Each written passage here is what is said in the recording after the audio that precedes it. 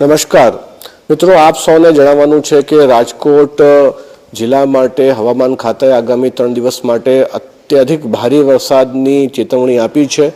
એટલા માટે હું આપ સૌને અનુરોધ કરું છું કે બિનજરૂરી કામ માટે આપ બહાર ના નીકળો। અત્યારે જિલ્લાના 10 ડેમો જે છે એ ઓવરફ્લો થઈ રહ્યા છે। જે ખાસ વિનંતી આ છે કે કોઈ પણ સડક ઉપરથી પાણી ઓવરટોપિંગ કરતો હોય તો आप એને ક્રોસ કરવાની કોશિશ ના કરો। ઘરે જો સગર્ભાઓ હોય તો એમને જો ડિલિવરી ડેટ નજીક હોય તો તાત્કાલિક નજીકના હોસ્પિટલોમાં આપણે સુરક્ષિત રીતે ડિલિવરી માટે ખસેડી દઈએ।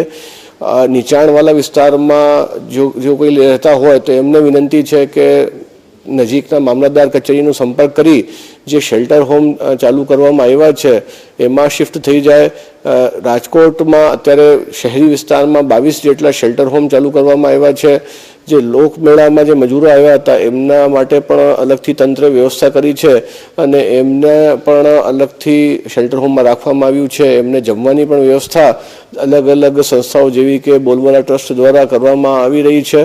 હું એકવાર ફરી આપ સૌને એ જ વિનંતી કરું છું કે આ વરસાદની ચેતવણીને ધ્યાને રાખી બિનજરૂરી કોઈ પણ કામ માટે ઘરેથી આપ બહાર ના નીકળો। ધન્યવાદ।